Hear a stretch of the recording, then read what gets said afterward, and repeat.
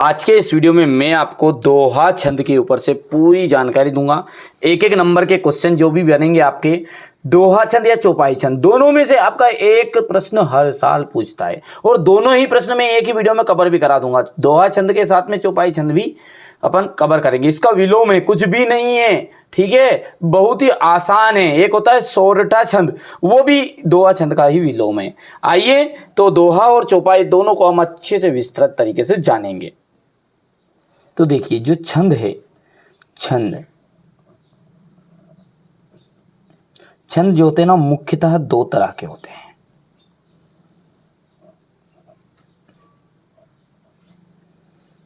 ठीक है, मुख्यतः रूप से दो तरह के होते हैं छंद। एक होता है मात्रिक छंद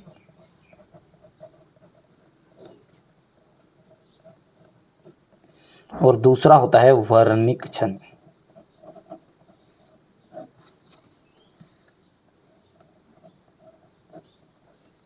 मात्रिक का मतलब क्या है? जिसमें मात्राओं की गणना होती है वो कहलाता है आपका मात्रिक। जिसमें वर्णों की गणना होती है वो कहलाता है आपका वर्णिक। ठीक है भैया, वर्ण यानी अक्षर गिनने जिसमें, वो आएगा वर्णिक। अब मात्रिक जो छंद है ये आपका बहुत ही इंपॉर्टेंट है क्योंकि इससे बहुत सारे प्रश्न पूछते हैं दोहा और चौपाई से। मात्रिक भी दो तरह का होगा, सममात्रिक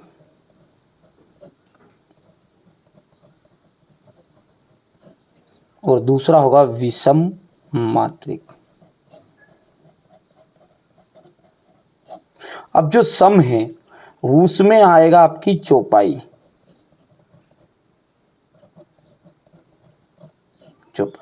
विषम जो है इसमें जाएगा आपका दोहा। और बहुत ही सिंपल देखना अब आप, है ना। चौपाई जो है इसमें सम यानी कि जिसमें समान मात्राएं होती है। तो कितनी मात्राएं होती हैं इसमें? पहले तो चरण की बात करें अपन, चरण कितने चरण होते हैं? तो इसमें 4 चरण होते हैं और 4 ही चरण इसमें भी होते हैं। ध्यान से देखना आप बात को अब मेरी, है ना। इसमें भी 4 चरण होते हैं, दोहा में भी और चौपाई में भी 4 चरण होते हैं। लेकिन फर्क क्या है? अब फर्क ये है कि इसमें समान मात्राएं हैं चारों चरण में और इसमें प्रत्येक चरण में समान मात्रा नहीं होगी, इसलिए विषम मात्रिक है। और इसमें समान है इसलिए सम मात्रिक है। तो इसमें कितनी मात्राएं होगी? इसमें होगी 16 मात्रा प्रत्येक चरण में। इसके प्रत्येक चरण में कितनी मात्रा होगी? 16। अब इसके प्रत्येक चरण में एक जैसी मात्राएं तो नहीं है। अब नहीं है तो फिर क्या आएगा? ठीक है, तो पहले और तीसरे चरण में, पहले और तीसरे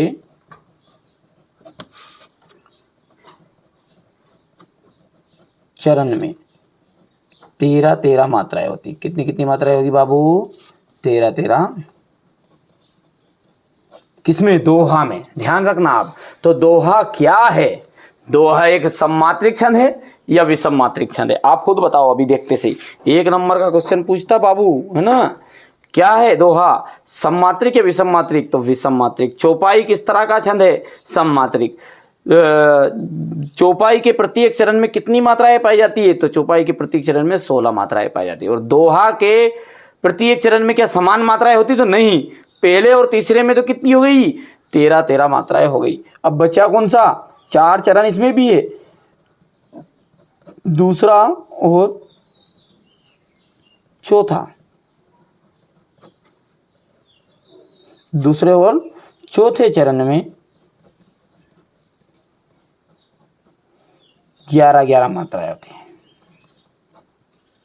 ठीक है भैया। तो यानी कि दोहा छंद की यदि परिभाषा आपसे पूछे कोई भी तो आप बोलोगे दोहा एक विषम मात्रिक छंद है। इसमें कुल 4 चरण होते हैं। पहले और तीसरे चरण में 13 मात्राएं पाई जाती है और दूसरे और चौथे चरण में 11 मात्राएं पाई जाती है। इतना समझ में आ गया है कि पहले और तीसरे चरण में 13 मात्राएं और दूसरे और चौथे चरण में 13 मात्राएं पाई, पहले और तीसरे में तो 13 और दूसरे और चौथे में 11 मात्राएं पाई जाती है। और इसी तरह चौपाई की कोई पूछे तो चौपाई की परिभाषा क्या बोलोगे कि चौपाई एक सममात्रिक है। इसके में कुल 4 चरण होते हैं और इसके प्रत्येक चरण में 16-16 मात्राएं पाई जाती है। अब ये तो समझ में आ गया है परिभाषा। उदाहरण देखते हैं, उदाहरण भी आपके सामने मैं बता देता हूं। मल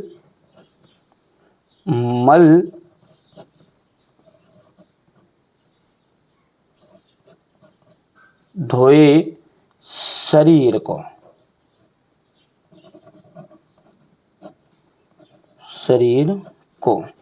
ये एक चरण हो गया है ना। इस तरह से कोमा लगा देंगे। धोए ना मन का मेल, ठीक है भैया। धोए ना मन का मेल, नाए गंगा गोमती, ना ये गंगा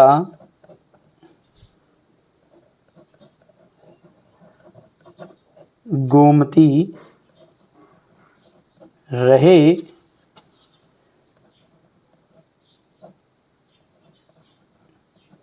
बेल के बेल। तो ये उदाहरण है।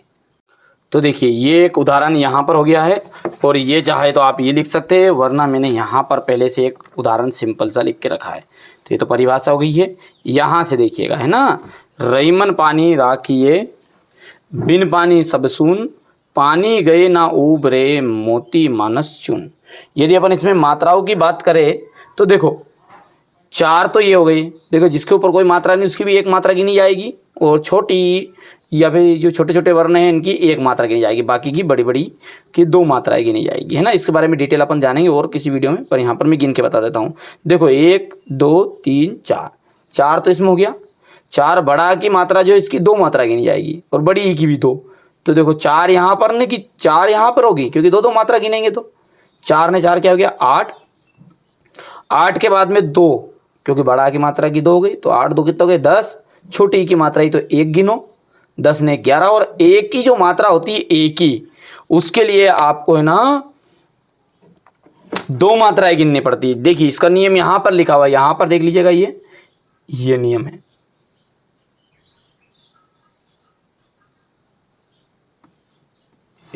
थोड़ा सा बिल्लर खत्म हो जाए भाई। ये देखो यहाँ पे लिखा ना आऊ, ये ओ बड़ो एडी ए ए ए ए एडी ए ए नक, दोनों के लिए 2 मात्रा गिनी जाएगी, तो है ना भैया। तो यहाँ पर कितने हो गए हैं, ये गिन लो फिर से। 4 4 4 8, 8 ने ये 2 10, 10 ने 11, 11 और 2 कितने हो गए हैं 13, ठीक है। कितने हो गए 13, ठीक है। 13 हो गई पहले चरण में। दूसरे चरण में गिनो 1 2 2 और ये 4 यहाँ पर, 4 2 6 हो गए, 6 और 2 कितने हो गए 8, 8 बड़ों की मात्रा डबल फिर से गिनो 10, 10 ने 11, तो 11 हो गया। पहले चरण में तो 13 हो गई, दूसरे चरण में 11 हो गई। फिर नीचे गिनो 4 हो गई है, 4 के बाद में 1 5, 5 के बाद में फिर 2, 5 ने 2 7, 7 ने 8, 8 और ये 2 10, 10 ने 11 और 11 फिर एडी की मात्रा की 2 गिनाएगी, तो 11 और 2 13। और इसी तरह से इसको गिनोगे तो 2 2 4, 4 ने की 2 6, 7 8, 8 ने की 2 10 और 1 की 11। तो ये हो गए आपके पहले और तीसरे चरण में तो भैया 13 13, और दूसरे और चौथे चरण में 11 11। इसी तरह से चौपाई में भी आप देख सकते हैं 16 16 मात्राएं निकलेगी। और चौपाई छंद को तो हर बच्चों को आता भी होगा। जो आप चौपाई पढ़ते हैं कि कौन सी, जय हनुमान ज्ञान गुण सागर, जय कपीस तीनों लोग उजागर, तो वो कर सकते हैं। और परिभाषा मैंने पहले बता दी है बीच में आपको वीडियो में। चलिए तो मिलते हैं अगले वीडियो में।